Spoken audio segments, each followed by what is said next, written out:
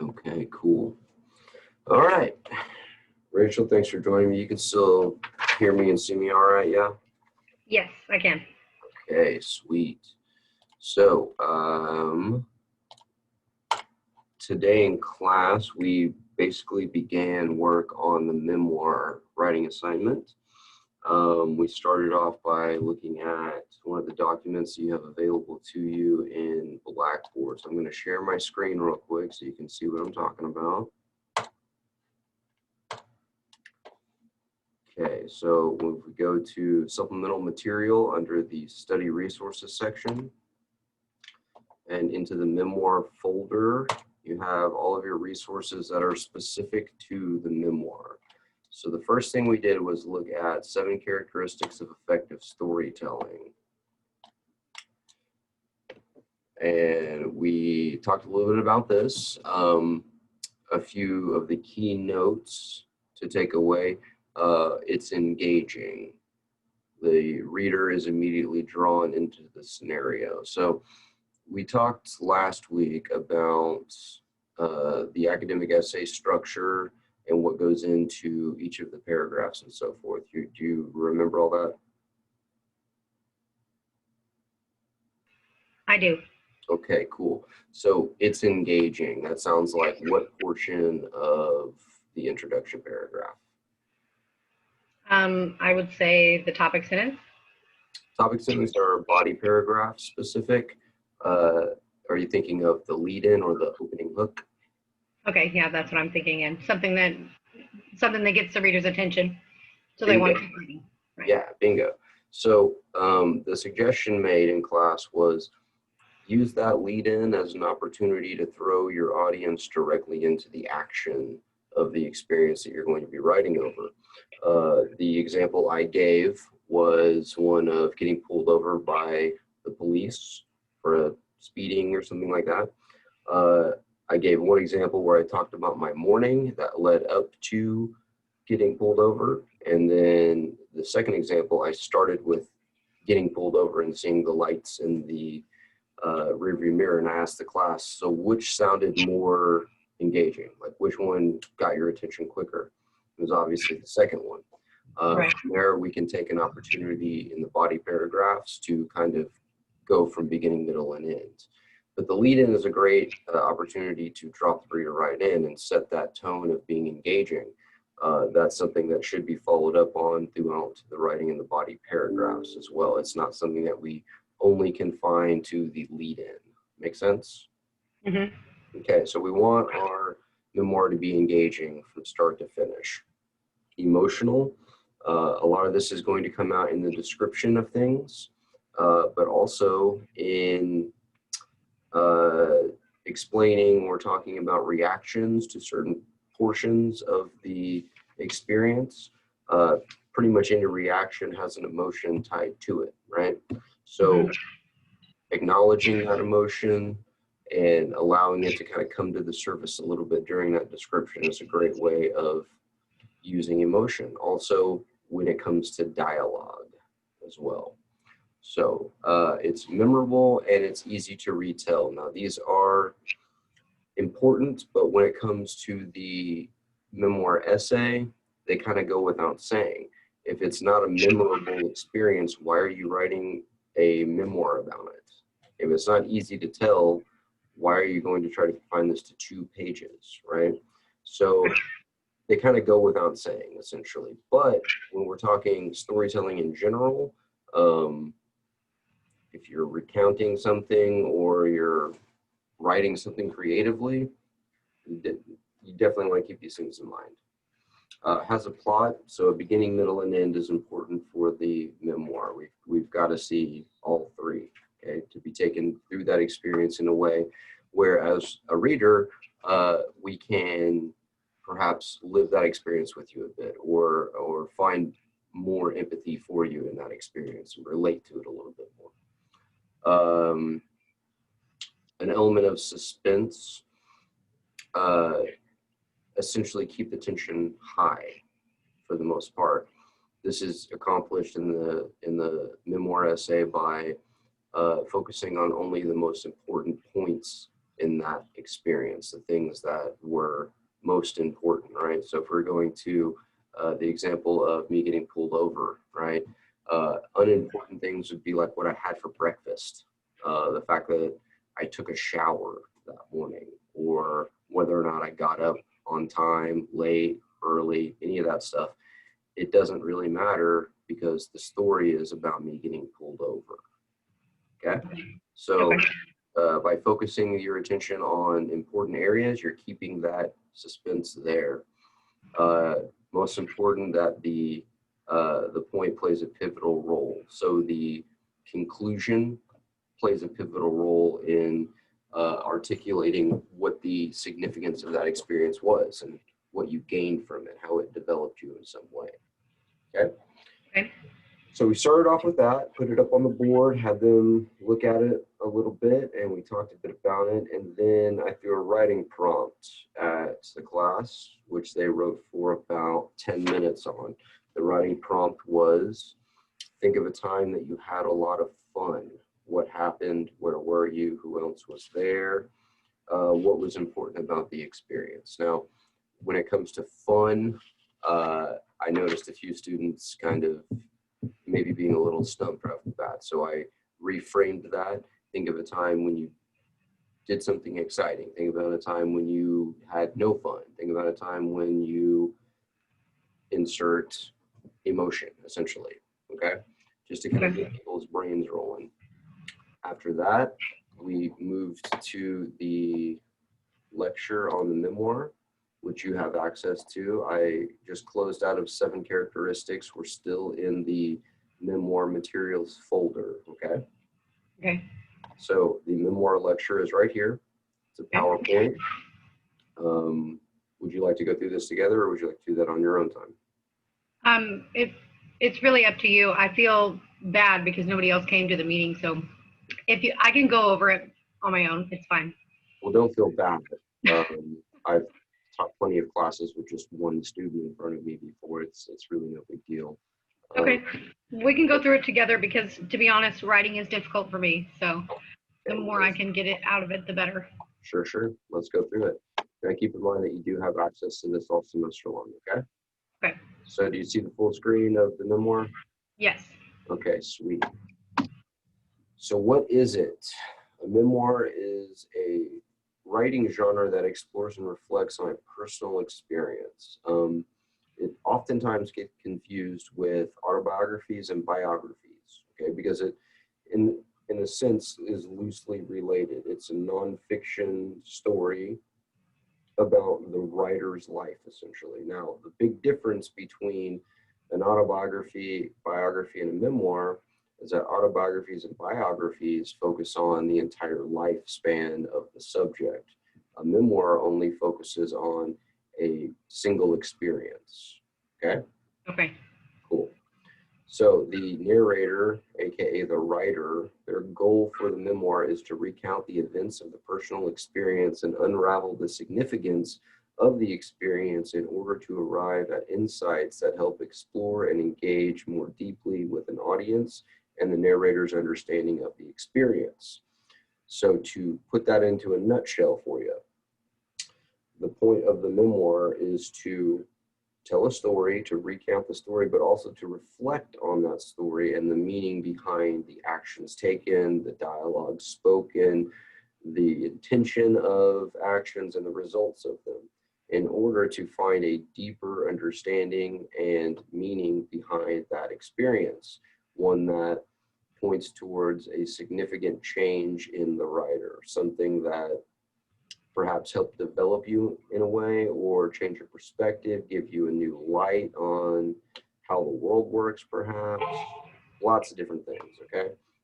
If I were writing this, I might talk about my parents' divorce um, because it was pretty life-changing, but it changed life for the better, and it helped me to kind of see that even though I grew up first 8 years of my life with nothing but fighting and violence and substance abuse going on constantly, even though like everybody was always in tears, I learned through this experience that just because a relationship is there and it's a relationship doesn't mean it's good, doesn't mean that it should be. Just because mommy and daddy are married and they, made the kid doesn't mean that they should stay together. It kind of gave me this perspective of co-parenting is just as valid as traditional parenting, something that I've kind of carried with me throughout life and in the relationships I've had.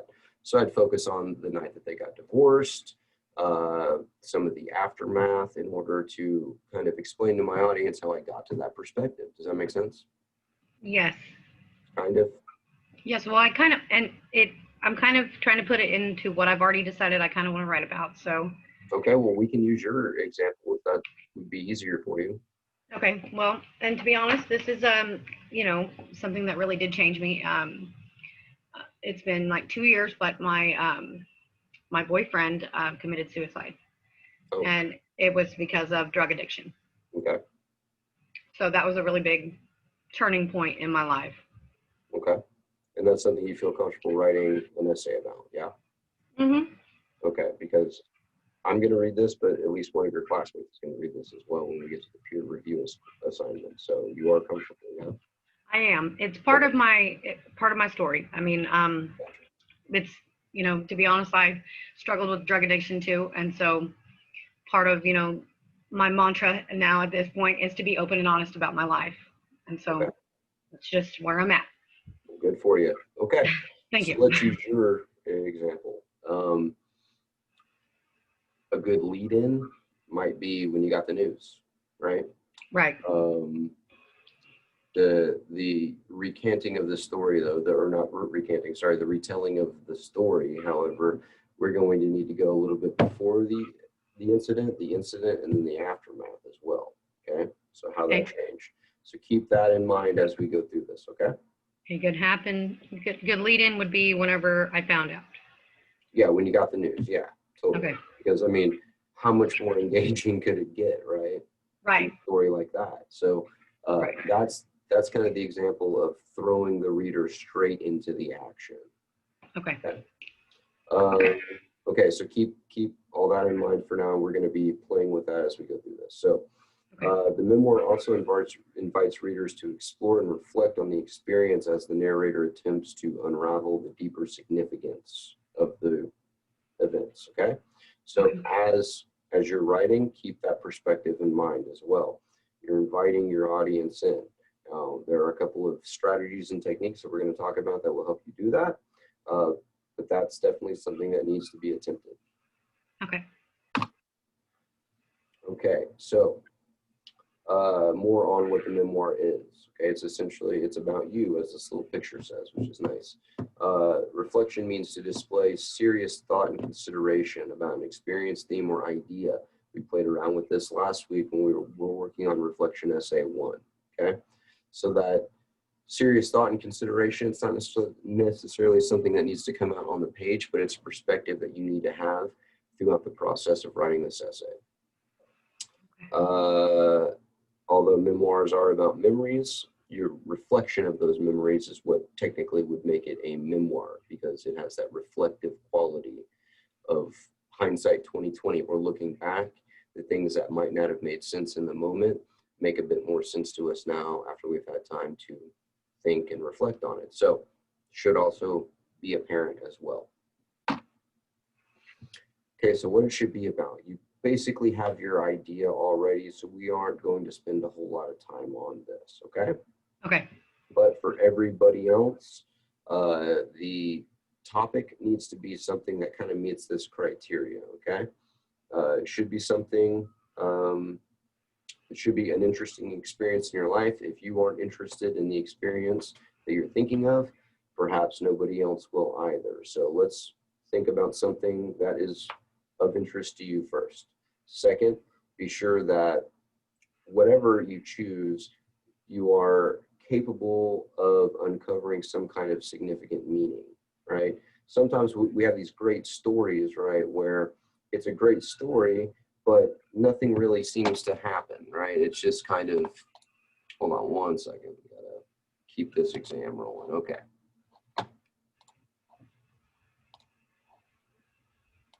Okay, sorry. sometimes we have these experiences in life that are, they make for good stories, but they didn't do anything for you, right? They Right. didn't change you in some way. They're just amusing. They're entertaining.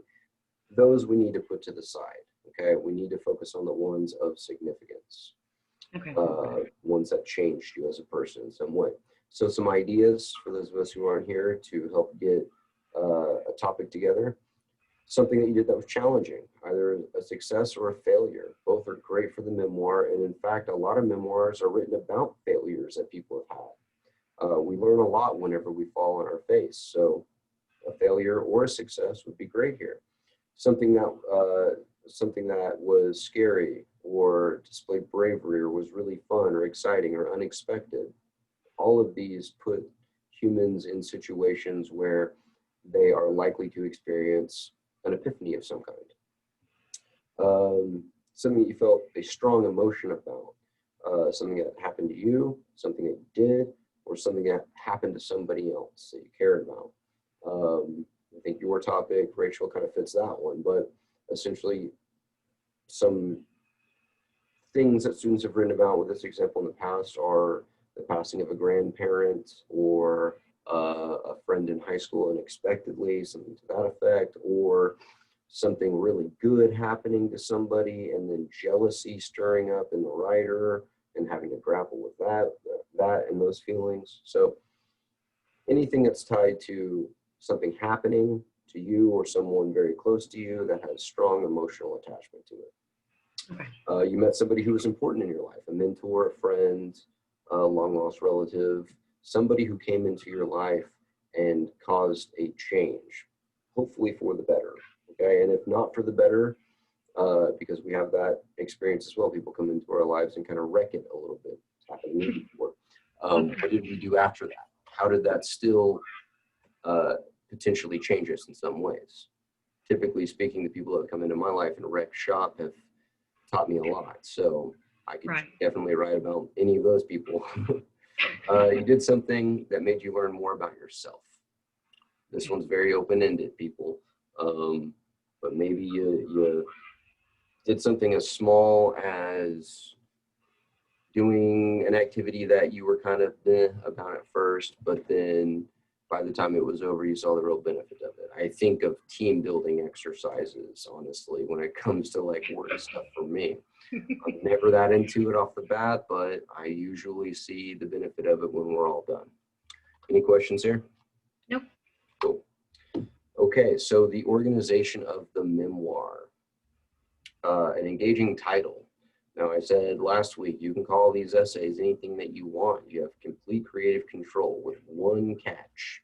That is, the title has to bear some kind of relevance to the audience. I'm sorry, not the audience, to the essay. Sorry about that. Now, with the memoir, however, I think it's worth noting that extra attention should be paid to the title. Know that this is the absolute very first thing that a reader will read on this essay is the title.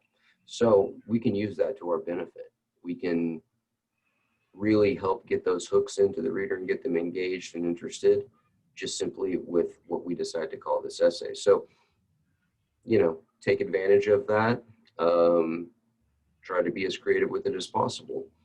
If you choose not to, no points will come off. If you decide to call it the memoir essay, the most bland thing you could call this essay, your grade won't necessarily be affected. However, know that you're not engaging your audience. Know that right off the bat, you've stumbled off the blocks, essentially. Okay? So an engaging title, very, very good. Oh my goodness. Sorry, I have a tester next door and it is causing some strain. Okay, you should be good now. Sorry, 1 second. I gotta touch base with the proctor.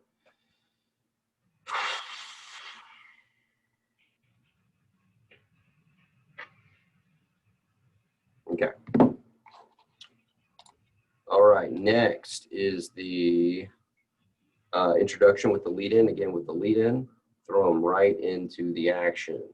The rest of the introduction, we need to be sort of setting up the context of the experience talking about it somewhat broadly. We don't want to give too much away, but we want to create the context in which it happened. The body paragraphs are divided up into 3 sections. Now, this can be accomplished in 3 paragraphs, depending on the depth of the memoir. Sometimes we need to break this up into multiple paragraphs per section. So the first section of body paragraphs needs to be a description of the complication. The complication is the conflict in the experience, okay? The thing that brings tension into it, okay? Okay. The second body paragraph section is an evaluation of the plot in relation to the complication. So beginning, middle, and getting towards the end, essentially, of the experience. Here we can take a step back and start telling our reader what happened.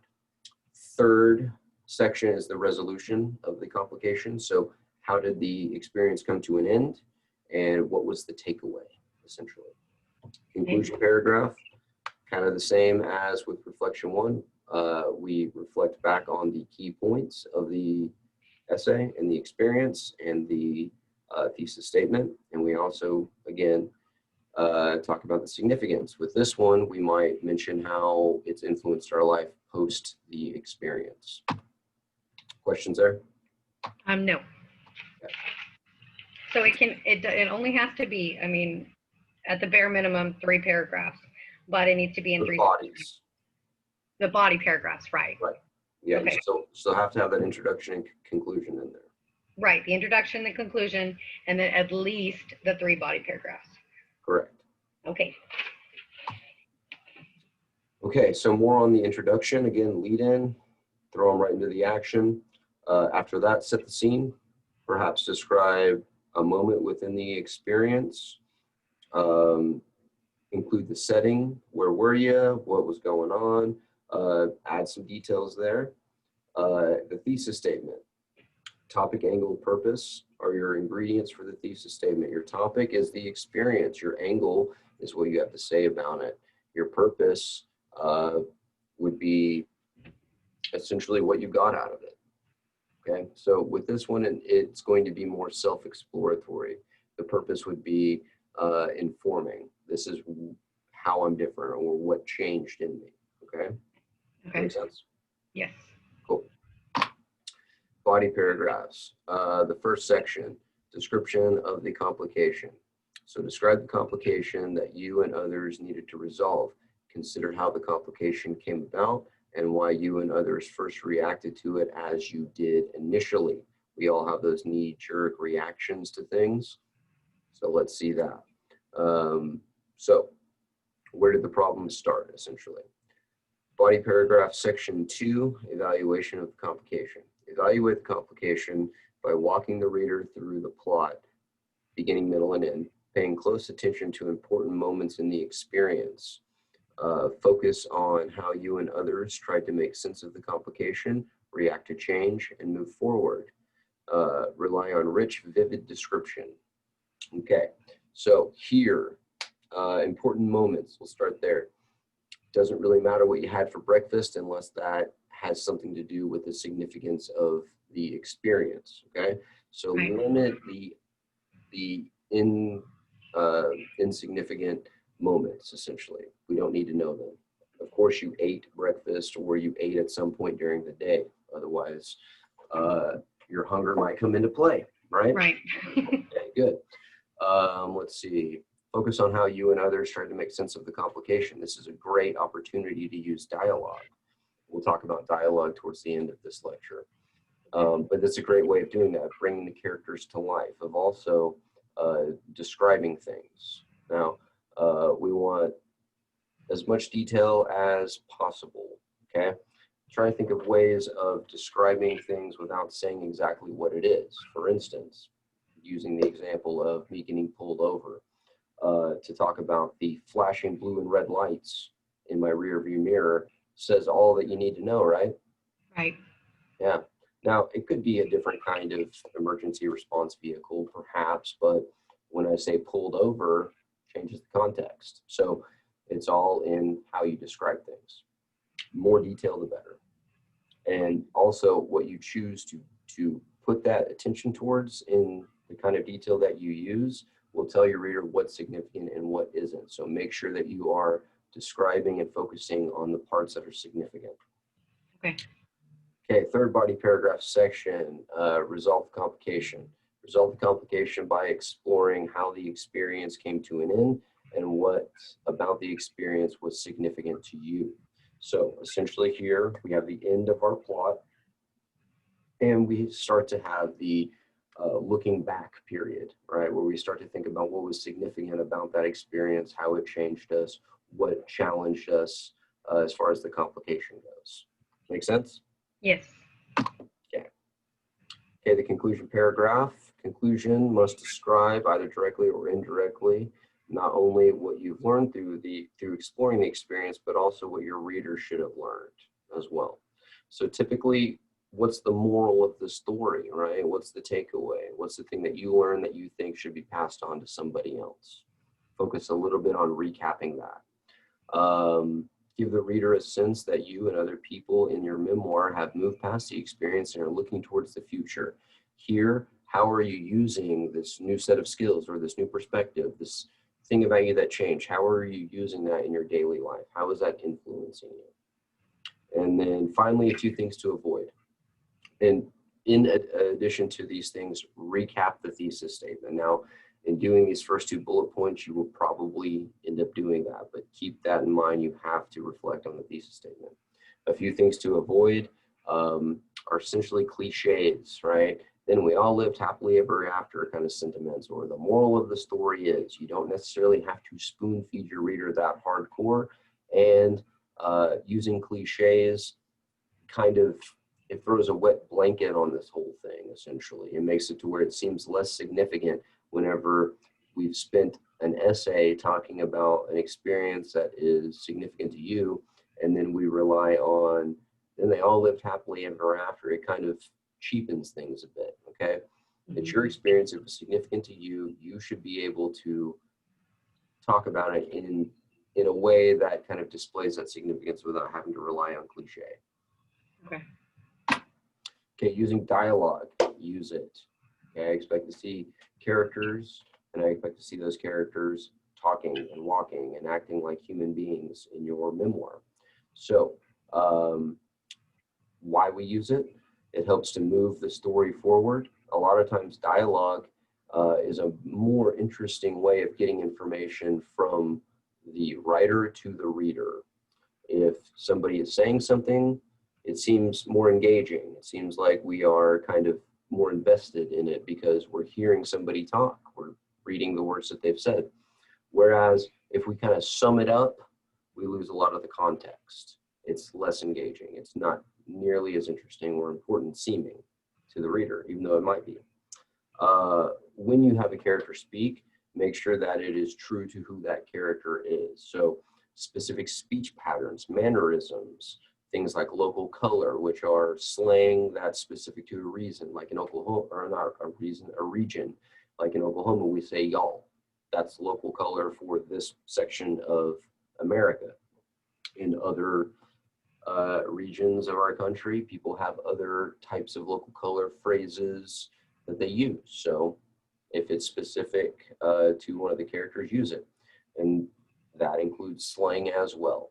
So we kind of explored this idea last week about how the English language, it kind of has two versions. There's the written version and the spoken version. We can break all the rules we want in the spoken version. On the page, we have to follow standard English conventions, but we can say essentially whatever we want, and most of the time we're understood. This is an opportunity to bring that in when it comes to dialogue, okay? And it will also be true to the character. It will give the audience a sense of who that character is. And this also includes some cussing, which I don't want anybody to go overboard with. I've mentioned this in the past, and people have taken it as an opportunity to just say cuss words for the first time in their life, and my goodness, don't do that. But oftentimes, whenever a curse word is used, it's used for a reason, and it's used with some kind of conviction, and it could be really important. So if it is, it's okay to use. Let's not go overboard, and let's not be flagrant about it, okay? Okay. identify the speaker by using what's known as an author's tag. An author's tag is he said, she said, they said. Okay, so this will tell the reader, this will indicate to the reader who's speaking, right? And it's also our first chance to use quotes and to cite those quotes as well. So we're kind of practicing that before we get heavy into using research. So use those author tags. We need to know who's speaking. You can say the person's name said, or he said, she said, once that's been established. If you cannot remember exactly what a character or what you said during the experience, be creative, okay? You know what you sound like. You know what the people in your experience sound like, how they talk, how you talk. You can be a little creative when it comes to what's said. Don't get bogged down trying to remember exactly what somebody said, okay? Okay. Cool. That is the memoir essay Okay. lecture. And again, you have access to that in the, oh, get out of this. Oh my goodness. I'm gonna stop sharing for a second so it'll let me click on stuff. Okay. So you have access to this in the memoir folder. Okay. Cool. Okay, next, we did a little brainstorming. We started with a new brainstorming technique called listing, similar to the brainstorm technique that we did last week, looping, only we don't necessarily have to go into great detail and we have some constraints that go into this. So with looping, it was free writing essentially. And then we stopped, looked at what we wrote, determined what was the most significant thing. We wrote on that thing for another extended period of time. The difference with listing is that we simply list out what is associated with the topic. So some of the class took the writing prompt and turned that into the topic of their memoir. I was kind of hinting at that early in class, like this could be what you end up writing about. It doesn't have to be though. So some of the things to ask were reporters' questions. This is the first part of the list. Reporters' questions, I'm gonna put this in the comments section so you can see, or the chat section.